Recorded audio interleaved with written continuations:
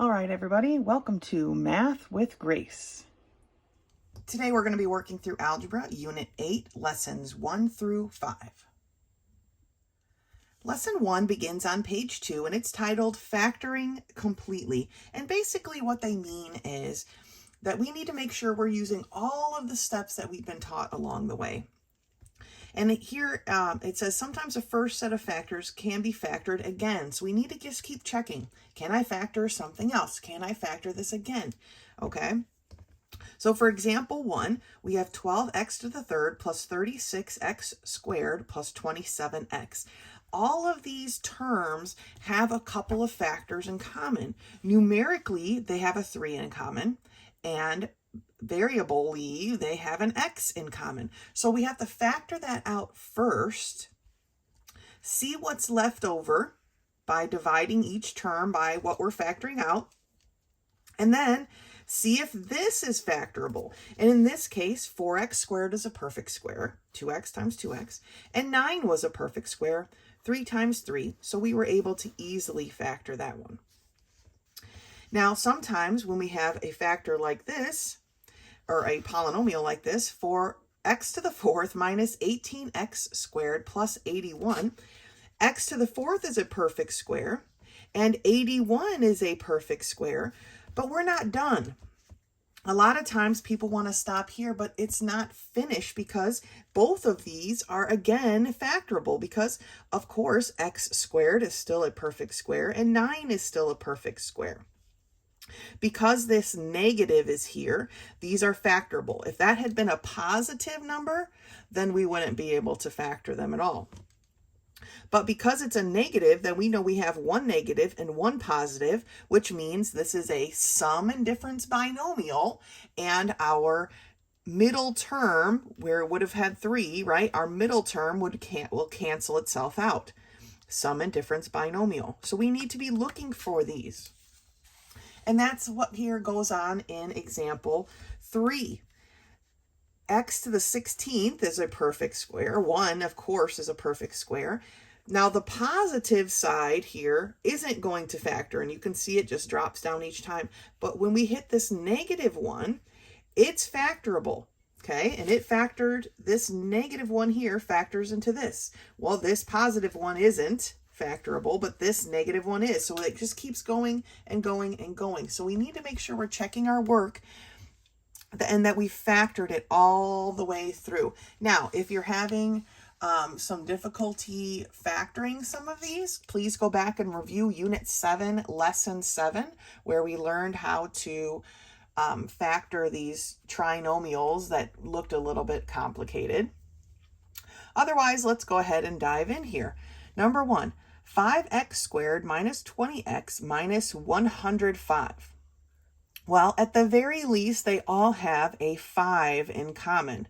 Now, I'm going to try and do it here on the paper, but most likely I'm going to need a scratch paper because they don't really give us a lot of room, do they? So, 5, if I'm pulling out that 5, it leaves behind an x squared, a negative 4x, and a negative 21, okay? Now, x squared is a perfect square, but 21 isn't. Okay, so I'm going to rewrite my 5. Do not leave it off. We need it. It's part of the problem. And let's get our parentheses going here. I know I have an x and an x. And then I need to look. My answer here is negative. That tells me I'm going to have one negative and one positive. And then what factors of 21 subtracted from each other are going to give me a negative 4? Well, not 1 and 21. The next one is 3 and 7. If I make my 7 the negative and my 3 the positive, then we have negative 7 plus 3 gives me a negative 4. So that is completely factored. Okay? This doesn't factor any farther. This doesn't factor any farther. We're done. So looking at number 2. We have 6axy minus 3bxy. So what do they have in common that we can factor out? Well, numerically, they have a 3 in common, right? What about the variables? Well, they both have an x and they both have a y.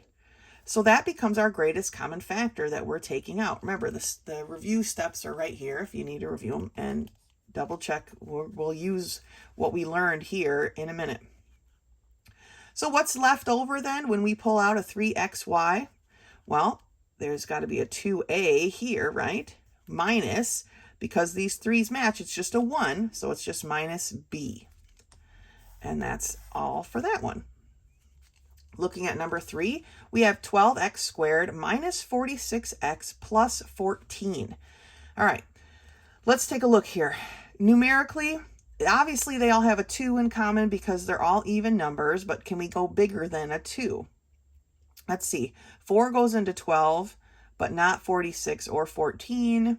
14 is our sticky one because really it doesn't have that many factors, so it looks like 2 is all that we're going to get. When we take out that 2, we're left with a 6x squared minus 23x plus 7. Okay, now this could possibly be factored, but we need to do a little extra work, right? What are the factors? What could the factors be? Well, reviewing this lesson is how we figure it out. I'm just going to work it up here.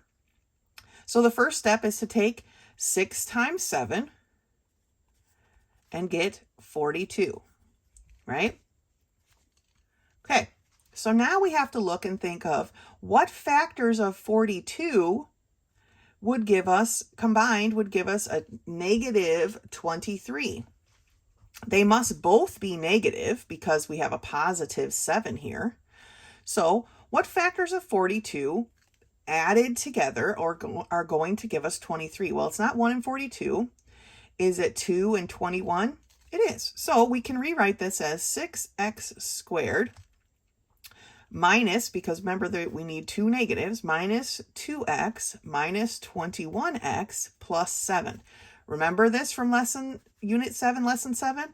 We're basically breaking up this x term, and now we're going to factor by grouping. I'm going to group it like this. Okay, so what is the common factors here in my first grouping? Well, it's the 2 and an x, right? And it leaves behind a 3x minus 1. And what is our common factor here in this second group? It's just a negative 7. We want to pull out a negative 7 because we need our x to be positive. And so that leaves us with an 3x minus 1.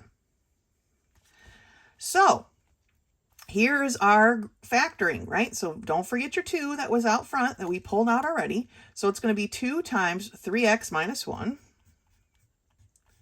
times 2x minus 7. Okay?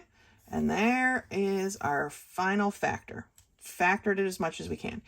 Looking at this problem here, trying to figure out what the factors are without taking these steps would be very challenging. So again, if you need to remind yourself, go back to Unit 7, Lesson 7, and review how to do those steps. Number 4, 3x to the 4th minus 48. Well, what do these have in common? Right now it only has a 3 in common, and it leaves it behind an x to the 4th minus 16. Now, x to the 4th and a negative 16 are both perfect squares. So that's going to leave me at times a x squared minus 4 and an x squared plus 4. Now, the x squared plus 4 cannot be factored. Here's what that would look like. Let me grab a scratch paper here. I'm going to need one anyway. If we tried to factor this x squared plus 4, okay, it would be, right, possibly an x minus 2 and an x minus 2, right? Negative 2 times negative 2 gives me a positive 4, or an x plus 2, x plus 2. Well, if we think this through, x times x is x squared. X times a negative 2 gives me a negative 2x.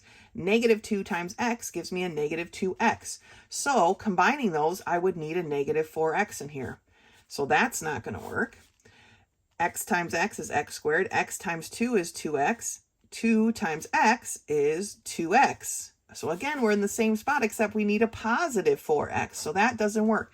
That's why these positives don't always work out. We cannot factor that one. But I'm going to factor this one here on my piece of paper because I'm running out of room here. So x squared minus 4 is factorable. It's one of those perfect square binomials that we've talked so much about. Let me slide my paper up here so I have extra scratch paper room. So perfect square binomial says square, take the square root of the first term, you take the square root of the second term, and you put a plus and a minus in between, right? So let's check our work. X times x is x squared. X times a negative 2x is negative 2x. 2 times x is a positive 2x. And then 2 times a negative 2 is negative 4. These cancel each other out, so that one's squareable. Now, I don't have a lot of room here, but the final product then is 3 times x plus 2, x minus 2, and then x squared plus 4. Squeeze it in there. Okay, because we don't want to forget this x squared plus 4 that we couldn't factor any farther. All right, so that is the final complete factorization of that number 4. Let's take a look at number 5.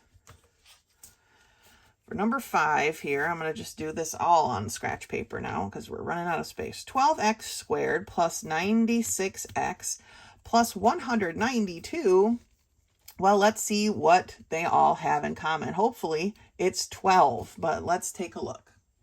And it is 12. So I just took 96 divided by 12. It worked out. I took 192 divided by 12, and that worked out. So 12 is my common factor, and it leaves behind an x squared plus 8x, because 12 went into 96 8 times, plus a 16, because 12 went into 192 16 times, which makes sense because 96 plus 96 is 192, right? So 8 plus 8 is 16. All right, so is this factorable? Well, let's see. I don't think we need to use our extra method for this because x squared is a perfect square and 16 is a perfect square. So now, what signs do we need to use to make sure that we have a positive here and a positive here? Well, they both need to be positive, right? So is 4x plus 4x 8x? Yes. So that happens to be our final answer. X plus 4 times x plus 4. See how it works out with the pluses? We need all three terms, okay? If this term wasn't here and it was x squared plus 16, there's nothing we could have done with that. All right, let me get my scratch paper ready here and we'll do number 6. Okay, number 6 is x to the 8th power minus 1. All right, again, perfect squares, right? This is very much just like the problem we just looked at in example 3 over here. So what is the square root of x to the 8th? Well, it's x to the 4th, right? And 1, the square root of 1 is 1. 1 times 1 is 1 is 1. So the 1s are always perfect squares. To get that negative, I need 1 negative and 1 positive, right? We know this positive is not factorable, but this one is. So how do we factor x to the 4th minus 1? Well, what's the square root of x to the 4th? It's x squared, right? And then it's the 1 and the 1. To get the negative, I need 1 negative and 1 positive. X squared plus 1 is not factorable, but x squared minus 1 is. So we need to factor it. Plus 1, x to the 4th plus 1. Don't forget, just because these aren't factorable anymore, we kind of remember to keep them in our answer, okay? So square root of x squared is x and an x, again with the 1 and the 1, and again with a plus and a minus. So there is where we finish, right? We can't factor, this one doesn't factor at all. We can't factor this anymore because there's nowhere further to go. It's just an x. So that is our answer. The long and the short of it, x minus 1 times x plus 1 times x squared plus 1 times x to the 4th plus 1. Okay? Looking at number 7. Number 7. 2x to the 5th minus 10x to the 3rd plus 8x. All right, well, what do they have in common? Numerically, they only have a 2 in common, right? And what about the variables? Well, this one has an x, so they each have one x. So what does that leave behind? Well, in this first term, it leaves an x to the 4th, right? In this middle term, it leaves a negative 5x squared. And in this final term, I just have a plus 4. So that is what is left behind. Is this factorable? Are there factors of 4 added together that will give me 5? Yeah. So we don't have to do all of the steps that we would need to like up there, but let's see. X to the 4th is a perfect square. And 4 is a perfect square, but that's not how we need it, right? For this to be positive and these to be negative, we need 2 negatives. And we need the 4 and the 1, right? Because negative 4 plus negative 1 gives me a negative 5. So even though this 4 is a perfect square, and that's normally how we would use it, right? It doesn't work in this case. So we're not fully factored yet, because this is factorable because it's a negative, and this is factorable because it's a negative. I almost got ahead of myself here. Got to check our work, right? So we still have a whole bunch of factoring to do. Looking at this first one, my x squared can be broken up into an x and x. Now my 4 can take on that 2 and 2, and it's going to be 1 negative and 1 positive. This is a perfect square binomial, and so is this. So I've got an x and an x, a 1 and a 1, a plus and a minus. Now at this stage, it can no longer be factored because these x's are all to the exponent of 1. They don't have anywhere else to go. So now we have our full answer, which is quite a bit bigger. 2x times x minus 2, x plus 2, x minus 1, x plus 1. Okay, squish it in there. Real tight here. Number 8. 32x to the 4th minus 40x to the 3rd minus 12x squared. What do these have in common? Well, unfortunately, it's not 12, right? Because 12 goes into 36, not 32. But I believe it's a 4. Is it a 6? No, it's not a 6. So it's a 4. 4 and what? Sorry, we've got variables too, right? And this is a 4th and a 3rd and a 2, so they all have at least 2 x's in common that we can pull out. So how many times does 4 go into 32? It goes in 8 times, and we also have an x squared left, minus 10x, and then minus 3, okay? Now, is this factorable? I don't know. This one's a little tricky, right? So we need to use what we learned in Unit 7, Lesson 7. We take the 8 times negative 3, and we get a negative 24. What factors of negative 24 will add together, subtract from each other, because we have to have one positive and one negative, right? And give us 10. Well, I believe it would probably be negative 12 and a positive 2. Okay, so now we can rewrite this. 8x squared plus 2x minus 12x minus 3. I wrote it in this order because this is how I want to group them, okay? In this first grouping, what can I pull out? Well, I can pull out a 2x, right? And it's going to leave a 4x plus 1 behind. 2x matches the 2x, so don't forget that 1. And then here, remember, I want a positive exponent, so I need to pull out this negative 3, and that's going to leave me with a 4x plus 1. So, rewriting the whole thing without forgetting my 4x squared, I have 4x squared times 4x plus 1 times 2x minus 3. And now that is complete. So 4x squared times the quantity, 4x plus 1 times the quantity, 2x minus 3. All right, so some of these build, and we have to make sure we go all the way through. Let's look at the last one here. Number 9. We have 6x squared y minus xy minus y. All right, so what do these have in common? Numerically, nothing, right? But they all have a y. So let's go ahead and pull that y out. And that leaves me with 6x squared minus x minus 1. Okay, do not forget this minus 1. Minus 1. The y's match each other. So when you divide a y over a y, you get a 1. Now, does this factor? Well, it's like the 6 is messing us up, right? So we need to use what we learned in Unit 7, Lesson 7. We take 6 times a negative 1. That gives us a negative 6.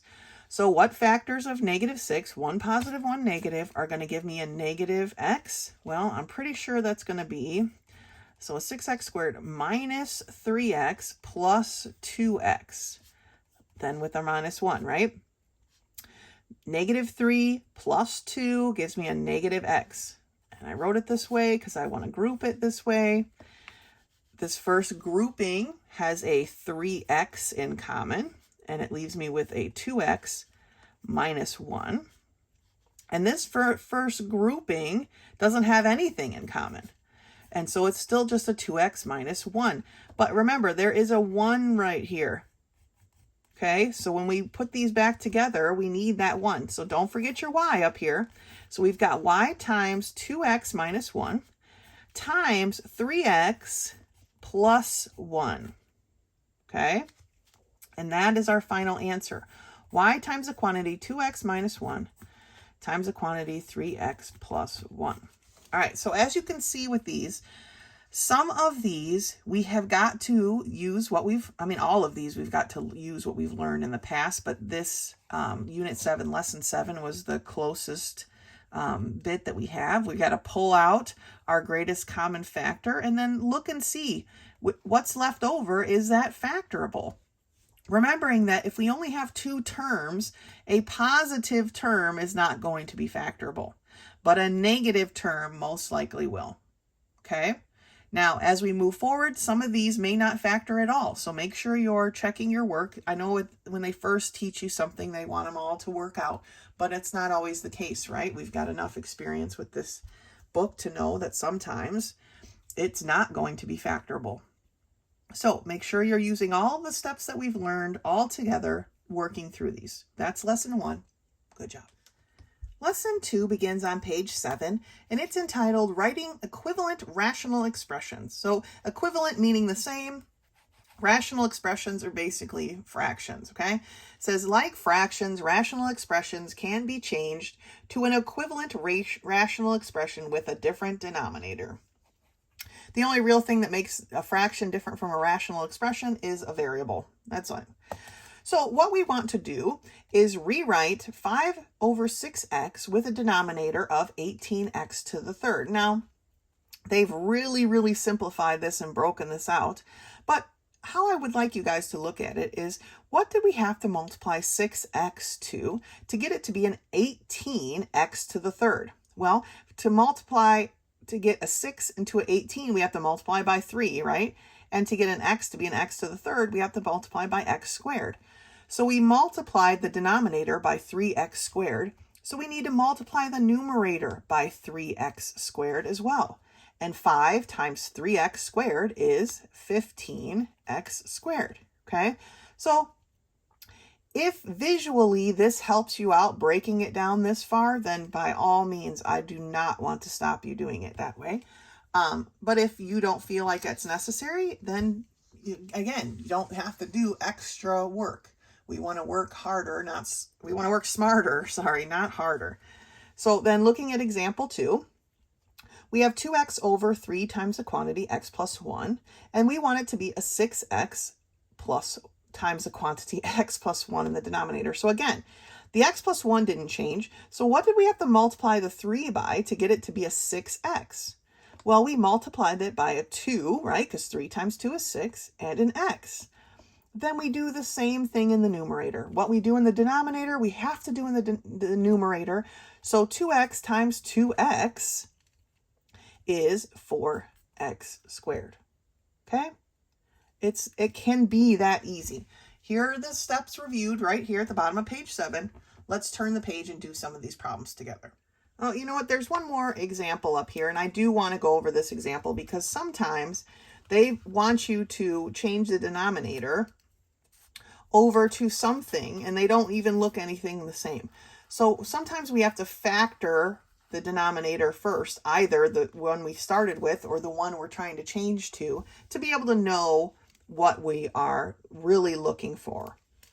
Okay, and I'll go over that here as we work through these problems. So number one, x over 3 equals what over 15? Well, what did we have to multiply 3 by to get it to be a 15? We multiplied it by 5, right? So we need to multiply the x by 5 as well. So 5x. Okay? Some of these are just going to be that straightforward. For number 2, we have 5 over 2k is equal to what over 4k to the third? Well, what do we need to multiply 2k by to get it to be a 4k to the third? 2 times what gives me 4? There's a 2, right? K times what gives me a k to the third? Right, a k squared. So I need to multiply my 5 by 2k squared. Or 10, because 2 times 5 is 10, k squared. Right? What about number 3? 1 over 2x is equal to what over 12x to the fourth? Okay, again, what am I multiplying by? 2 times what gives me 12? A 6. X times what gives me x to the fourth? That would be an x to the third power, right? So if I multiplied my denominator by 6x to the third, then I need to multiply my numerator by 6x to the third, and my numerator is just a 1. So my answer is 6x to the third. All right, let's take a look at number 4. 6e over 5f squared. How are we going to get that to be a 10e squared f to the third? Well, what do I multiply 5 by to get it to be a 10? A 2, right? I don't have an e here at all, so I need that e squared, the whole chunk of it. And then how do I get this f squared to be an f to the third? It's just one more f, right? So if I multiply the numerator or the denominator by 2e squared f, then I multiply the numerator by 2e squared f. 2 times 6 is 12. E squared times e is e to the third, and then there's no other f's, so my f just sits there. So 12e to the third f. Now number 5 is where we're going to start getting into some that are slightly more complicated, okay? Because it wants us to change this x over x plus 1 to something over 4x squared plus 4x. Here we have to factor this denominator to know really what we're working with. So what terms, what numbers, factors, variables do these two terms have in common? Well, they have a 4x in common, right? And if I pull out this 4x, what does it leave me behind? It leaves an x plus 1 behind. So now, how do I get this x plus 1 to look like a 4x times x plus 1? Well, we multiplied it by 4x, right? And if I'm multiplying the denominator, I need to multiply the numerator. 4x times x is 4x squared. Okay, so this step, we had to factor out that greatest common factor to see like, oh, they are common, right? They both have an x plus 1, but I need this x plus 4. And so that's what we multiplied by. For number 6, we have 3x squared over x minus 1, and we want it to be something over 2x minus 2. Again, we have to factor here. They have a factor in common. That factor is 2. When I pull it out, I'm left with an x minus 1. Now we can see that we need to multiply this first part by 2, right? And so when we multiply the numerator by 2, we get 6x squared. Okay. Number 7. 4 over x plus 7 to be what? To be x plus 7, the quantity squared. Well, all we multiplied by was another x plus 7, right? Because we want to square our x plus 7. Here we only have 1. To square it, we need another x plus 7. So we multiply our numerator by x plus 7. And you can just leave it in this form. You do not need to distribute through. So it's just going to be 4 times x plus 7. Okay? Do not need to distribute that out. That is not necessary. So then what about here? 3x over x minus 1 be equivalent to x squared minus something over x squared minus 2x plus 1. All right, we obviously need to factor down here, right?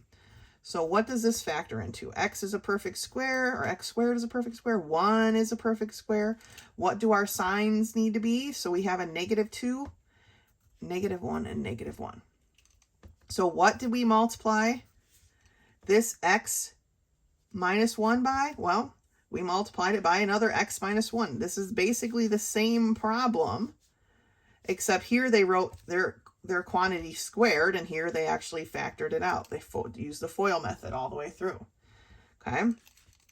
So if I multiply the denominator by x minus 1, then I need to multiply the numerator. And again, do not distribute this out. Just write it 3x times x minus 1. Okay, we want it factored all the way. If you distribute, then it's not factored all the way, right? Then we'd have to factor it again.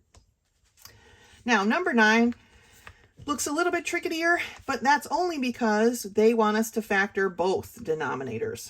That's what we have to do. So we have 3x over 2x minus 6x, and they want it to be equivalent to what over 6x to the third minus 18x squared. Both of these denominators need to be factored. So looking at this first one, we are going to pull out a 2x, and it's going to leave behind an x minus 3, okay? For this second one, we are going to pull out a 6x squared, right? And when we do that, we're left with an x minus 3, okay? Now, the x minus 3's don't change, so how do we get this 2x to be a 6x squared? Well, 2 times 3 gives me 6. X times x gives me a 6x squared.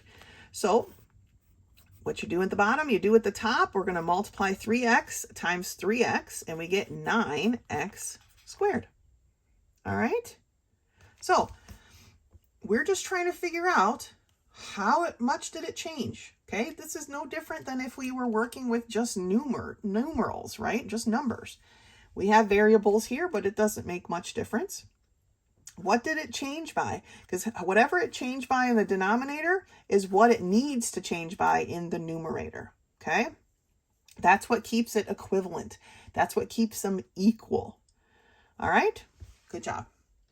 Lesson 3 begins on page 13, and so we've just learned how to make things have a equivalent denominator, and now we're going to learn how to add and subtract rationals with common denominators, okay? And it says to add or subtract rationals that share the same denominator, you combine the numerators and put the answer over that common denominator, right? Just like we would do with regular fractions. 3x over 5 plus 6x over 5 is 9x over 5, okay? We're just combining them, the like terms, over the same denominator. And it says here that after rational expressions are combined, check to see if the numerator and denominator can be factored, and if any factors then can be canceled. So looking at example 1, we have 2x squared over x plus 1 plus 2x over x plus 1. Basically, we're just going to combine this to 2x squared. Oh, they did it right here. 2x squared plus 2x over x plus 1, okay? We're combining our numerators over their common denominator. But then looking at this, we can see that 2x squared plus 2x is factorable. We can pull out this 2x, which leaves an x plus 1. And then we have x plus 1 over x plus 1, which can be canceled. And so our final answer becomes just a 2x. Now, obviously, looking at example 2, this one's a little bit more complicated, right? But the process is still the same. Here's the difference. When we're subtracting, we need to make sure that we distribute this subtraction all the way through. It's not just the minus 3x plus 7. It's minus this whole thing. So it's minus 3x squared minus 7, okay?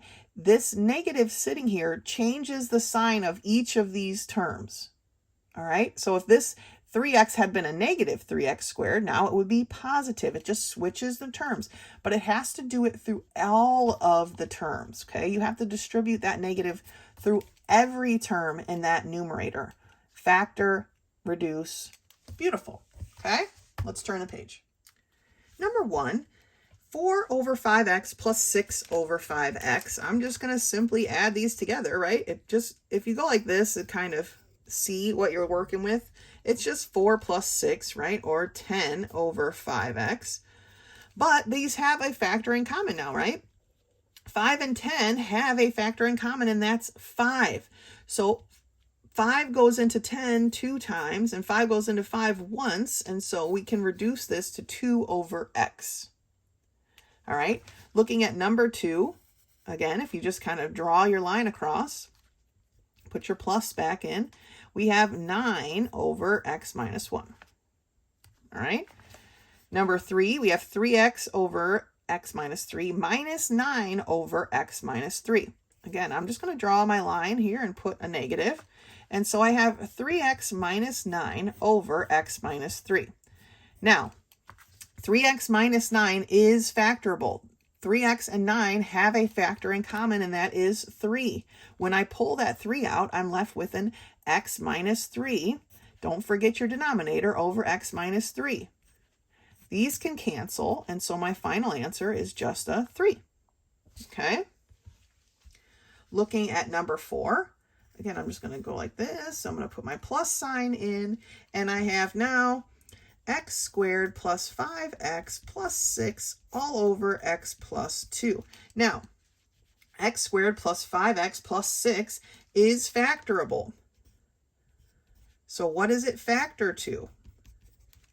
Well, my x is a perfect square, so we can write that down. What factors of 6 added together give me 5? Well, it's going to be a plus 3 and a plus 2, right?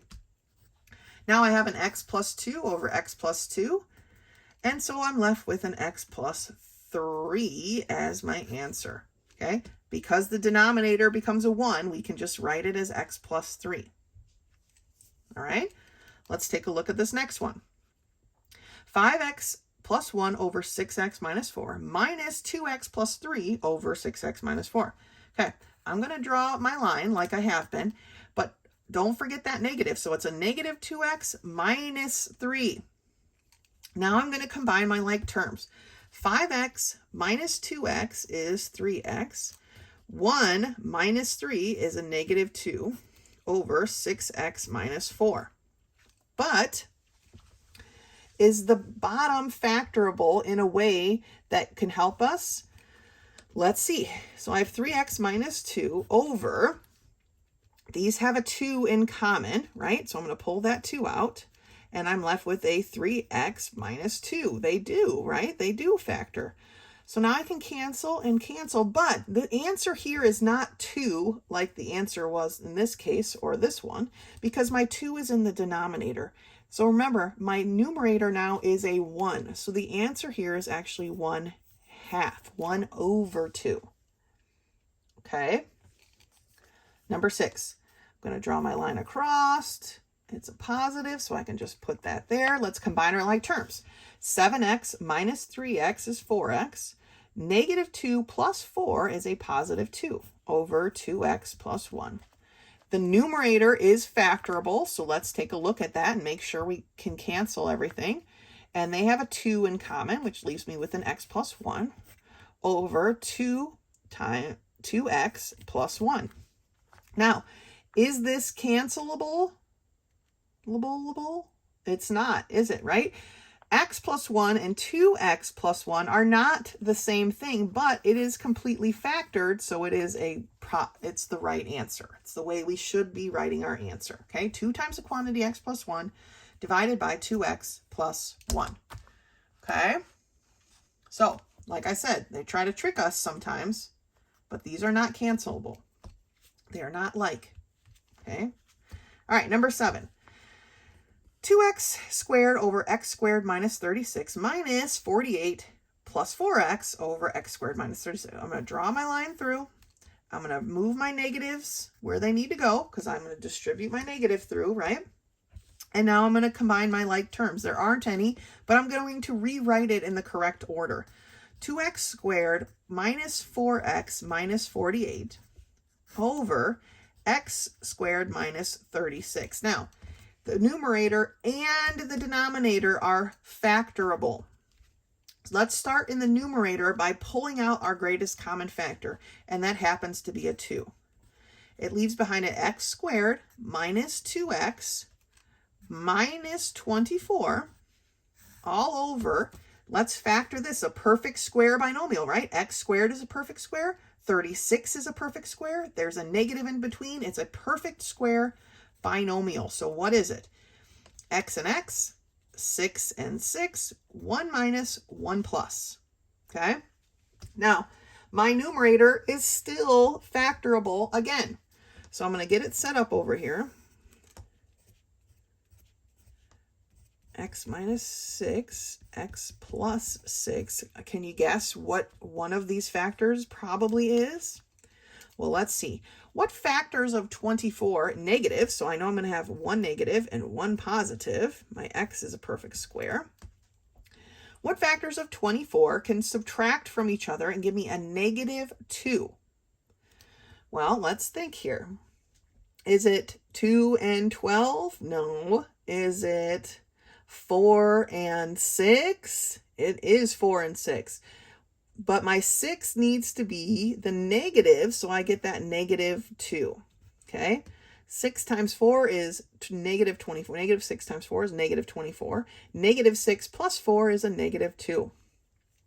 Now we can cancel, okay, our x minus 6's, and we're left with 2 times x plus 4 over x plus 6. And that's it. We can't go any farther than that. Okay? Let's look at number 8. Number 8, again, I'm just going to draw my line all the way through, move my plus sign up. You're probably thinking, oh, yay, we're done. Now let's take a look here. X plus 3 over x squared minus 2x minus 15. Is this factorable? Let's see if it is. What factors of 15 subtracted, because I've got 1 minus and 1 plus, right, are going to give me a negative 2? Well, it's going to be a negative 5 and a positive 3. Okay, so now that it's factored, we see that we can cancel, remembering that this becomes a 1 now in our numerator, so our answer is 1 over x minus 5. Okay? And that's it. So that one was a pretty big looking one, but it simplified pretty easy, huh? All right, so again, all of the things we've been learning over the past year of doing algebra together are coming together to do these problems. Make sure when we have negatives that you change the sign of each term, okay? We can move that negative up. I like to just draw the line across because then I can see everything that's in the top needs to go together, and then just put 1, of course, of the denominator down there. And we're set to go, okay? That's lesson 3. Lesson 4 begins on page 18. It's the final lesson for our video today, and it's graphing systems of linear equations. It says the solutions to a system of linear inequalities is an area of intersection between two regions that occur when two inequalities are graphed. Remember, when we graph an inequality, we're shading a place, right? It's not just one answer that solves it, but it's a whole shaded region. So when we graph a system of them, which is 2 at least, sometimes 3, on one coordinate plane, really all we're interested is the place where they overlap, okay? So here you can see that they've shaded the region for one line, they've shaded the region for the other line, but really the only solution for the two lines put together is the area where they overlap. So I don't care if you want to shade like they did, right? They shaded all of this, they shaded all of this, but I really need you to make it clear with maybe another color of marker or pen or crayon. I don't really care. I need you to make it clear which area is your actual solution, your overlapping of the two shaded regions. I don't personally do it this way, and I'll show you in a minute how I like to graph them so that I don't have all of this shading going on. But again, you can do it however you like. I've had people shade it just like this and then come back with a blue pen and they marked in where the overlap is, because the overlap is the only area that is correct for this system of inequalities. So we could go through the examples, but you know, we're getting pretty good at graphing stuff at this stage in the game. So let's just take a look at this, and I'm going to walk you through what I do expect to see when we're graphing these. So number one is x is less than or equal to 2, and y is less than negative 3x plus 7. So we're going to start with this x is less than or equal to 2. Because it is an x, we know that our line is going to be a vertical line at x equals 2. And I got to get my little ruler out. That's not going to work. All right, now I got my little ruler out. Now I'm ready to go. All right, so here's my x is 2. It's going to be a vertical line. Is it going to be solid or dotty, right? The equal here tells me it's going to be a solid line. So there it is. Now, what I would like you to do is draw an arrow from the equation to the line that it goes with. This way, when I'm checking these, it's easier for me just to look at it and know what you're doing. Sometimes we graph our lines a little bit off. And so if I know which one you think you graphed, then I can help make corrections a lot easier. Now, x is less than or equal to 2. So we need everything going this way, right? Look at which way our arrow is pointing here, right? We need everything on that side of the line, and we can mark it both at the top and the bottom if you like. This is how I like to do it. I know that I'm going to be shading everything over here, but I'm not going to shade yet because I still need to graph this one. Now, y is less than negative 3x plus 7. Plus 7 is where we start here. So I'm going to go on my y-axis to the positive 7. 1, 2, 3, 4, 5, 6, 7. And I'm going to put my first dot. This negative 3x tells me that I've got a slanty line going downhill. That tells me I need to go down 3 over 1. So 1, 2, 3 down over 1. This y is less than tells me that I need a dotted line. Okay, so there is my dotted line. Now, y is less than, if I'm standing on this line, walking downhill, that tells me I need it below my feet, is where I would shade. So for this one, I would shade all of that, right? And then I'm going to draw my arrow. It says this is the line that belongs to that equation. A lot of arrows, right? Okay, so for this line, I would shade everything here. But what happens is that this area here, even though I would shade it for this line, does not satisfy this other line. And this little area here, even though it would shade for this line, doesn't satisfy this one. And so I'm looking for the area where they're both satisfied. And that is all of this area here. Okay. In this section is where both lines are satisfied. And that is what we're looking for with systems of inequalities. Where are they both satisfied? All right, let's take a look at number 2. Y is less than 5 over 2x plus 5, and y is greater than or equal to 5/3 x minus 1. So we're starting with this first inequality, and it tells us that we need to start at plus 5. So we go to our y-axis, 1, 2, 3, 4, 5, and we put a dot. Our slope is positive, which means we're going to be walking uphill, right? Uphill, and it's 5 over 2. So we're going to go up 5 over 2. 1, 2, 3, 4, 5, 1, 2, and we put our next dot. Now, are we going to have a solid or a dotted line? Because there's no equal here, that tells us we need a dotted line. So I'm going to line up my ruler, and I'm going to make a nice dotted line across the whole coordinate plane. Now, where would I graph? Remember, I'm walking uphill from left to right, but it says that y is less than. So that tells me I'm going to be graphing this way, or sorry, shading this way. And I draw my arrow to say that is my line. Okay? I'm going to be shading under here because I'm walking up the hill. So I'm shading under my feet because it's less than.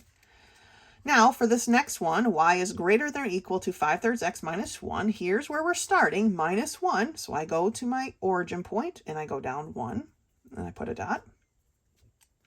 And my slope is 5/3. Again, positive, so I'm going to be walking uphill. So I'm going to go up 5/3. 1, 2, 3, 4, 5. 1, 2, 3. Okay. 1, 2, 3. The fact that it's greater than or equal to tells me I'm going to have a solid line. Okay. And I went a little bit too far because I want to be able to see, but I also kind of wanted to see where they intersected. So I need to see this problem for the next bit. All right. Now, greater than or equal to, I'm walking uphill on this side of the line, which tells me that I need to shade up, right? So where do these two shadings come together? It's not over here, right? Because that only satisfies this line. It's not over here because that only satisfies this line. It's just this little bit in between. That is where we shade. It satisfies both lines. Okay, that's what we're looking for, both lines. So number 3. Y is less than 1/6x plus 1, and y is greater than 10/7x minus 5. So the first equation, we're starting at a plus 1. We hit our origin, we go up 1, we put a dot. 1/6 is a positive slope, so we're going to be walking uphill. So we're going to go up 1/6. So up 1 over 1, 2, 3, 4, 5, 6. Okay. The y is less than tells me that this is a dotty line. So I get my ruler set up here. I go all the way across and I make a dot. Dotty line. I'm walking on top of the line from left to right going uphill. And so y less than tells me I want underneath. Right? Now, y greater than 10/7x minus 5. Minus 5 is where we start. Origin point and down 5, and we put a dot. The slope is positive 10/7 walking uphill. So I'm going to go up 10/7. So up 10 gets me to here, and then I've got 1, 2, 3, 4, 5, 6, 7. Right there. It is a greater than symbol, so again, another dotty line.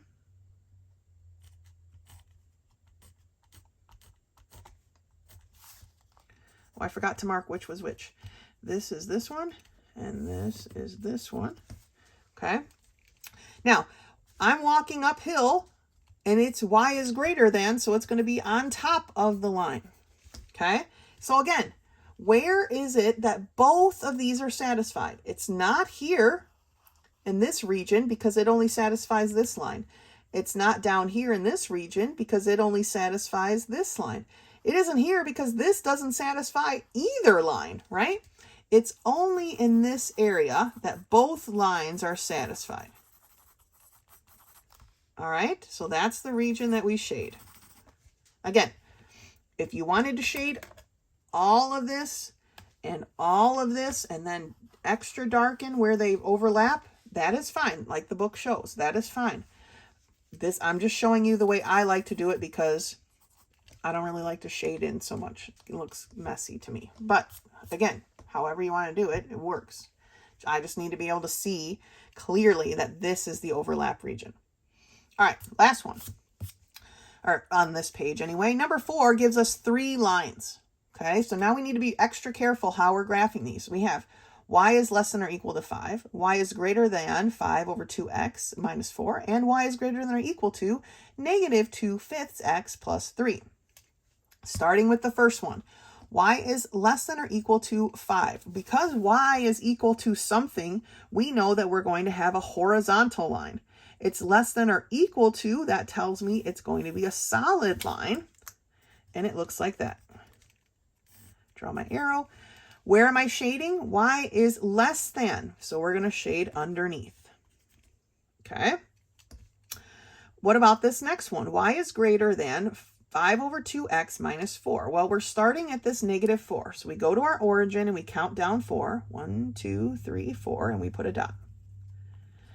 Our slope is positive, even though mine is kind of hard to read, 5 over 2. So it's going uphill. So we're going to go up 5 over 2. So 1, 2, 3, 4, 5, 1, 2, and we put our next dot.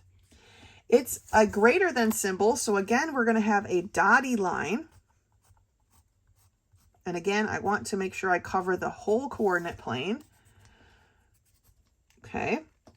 This equation belongs to that line. And if I'm walking uphill here, my y is greater than tells me it's going to be above the line or above my head, okay? And the last line is y is greater than or equal to negative 2/5 x plus 3. Again, I'm starting at this plus 3. That's our b, our y-intercept. So I go to my origin and I go up 3 and I put my dot. Now for this case, my slope is negative, so I'm going to be walking downhill. So I'm going to go down 2 over 5, and I'll put my next dot. Y is greater than or equal to, so this is a solid line, like that. And I can draw my arrow that says that belongs to that. And because it's greater than, if I'm walking down the hill, it's going to be shaded this direction. So now, because there are 3, usually when they do that, there is a section that is shaded for all of them that makes up a shape, like a small spot, right? We know that this section is not it. This section is only satisfied by this line. This section up here is only satisfied by these 2 lines, but not this third one, right? Over here, we really only have this line being satisfied. In this area here, we've got these 2 being satisfied, but not this one. In this area down here, it's only satisfied by this one. In this big chunk over here, it's satisfied by these 2, but not this third one. You see where I'm going here? The only place that is satisfied by all 3 is this middle, right? It satisfies this one, it satisfies this one, and it satisfies that one. The book likes to make these cute little shapes here. And so there it is. Okay, this area, very confined area, is the only area that is satisfied by all 3 of these lines. All right, let's turn the pages, a couple more. For number 5, we have y is greater than 1 and y is greater than 2 over 3x minus 2.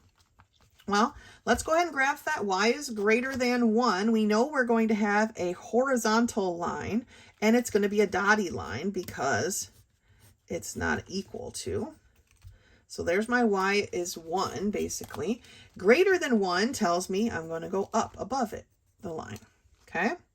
Y is greater than 2 over 3x minus 2. We're starting at this minus 2. So we go to our origin, we go down 2 points, and we put a dot. 2 over 3x, or 2 over 3 is positive, so we're going to be walking uphill. So we walk up 2 and over 3. Sorry, I just wanted to mark my line here. So I'm going to go up 2 and I'm going to go over 3. 1, 2, 3. It again is just a greater than sign, so it is a dotted line. So I'm going to set up my ruler here and draw my dotted line. And if I'm walking up this hill, y is greater than, so it's going to go above it. Now, what area satisfies both of these equations? It's going to be this area up here. Okay. This area here only satisfies this line. This down here isn't satisfied by anything. This area is only satisfied by that, so it's this whole area up here. All right, that one was pretty easy one. Number 6. Y is less than 8x minus 6, and y is less than or equal to 1/3 x plus 1. Let's start with this first one. At negative 6 is where we begin, so we go to our origin and down 6, and we put a dot. Okay. Oh, I forgot to draw my line. Don't forget to draw your arrows. All right.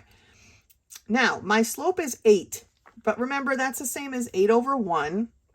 So that tells me, and it's positive, so I'm going to go up 8 over 1. So 1, 2, 3, 4, 5, 6, 7, 8, and over 1. It's a very, very steep slope, okay? Y is less than this, so I know it's going to be a dotted line. There's my dotted line. If I was walking up this really, really steep hill, y is less than that, so I'm going to be under my feet, okay? Now, for the next one, we're starting at +1. So we're going to go to our origin and go up 1 and put a dot. Our slope here as well is positive, so I'm going to go up 1 and over 3, 1, 2, 3, and put in another dot. Now here my y is less than or equal to, so I know that this is going to be a solid line, okay? And if I'm walking up this gentle slope, less than means underneath, okay? So where do these overlap? Not here, right? Only satisfied by 1. Not here because it doesn't satisfy any. Not here because it's, again, only satisfying 1. So it's in this area here, because that area satisfies both inequalities. All right, so that's what we're looking for when we're graphing these inequalities. We need the region shaded. Now, again, if you want to do it, look like the book and shade all of this and then shade all of this, but I need you to go back and double shade. Even I need to be certain where your overlaps are. Okay, because that is the whole point of this, is where they both overlap. Okay, great job. That's lesson 4. Like always, if you have issues and you need my help, please reach out to me via text. Otherwise, until next time.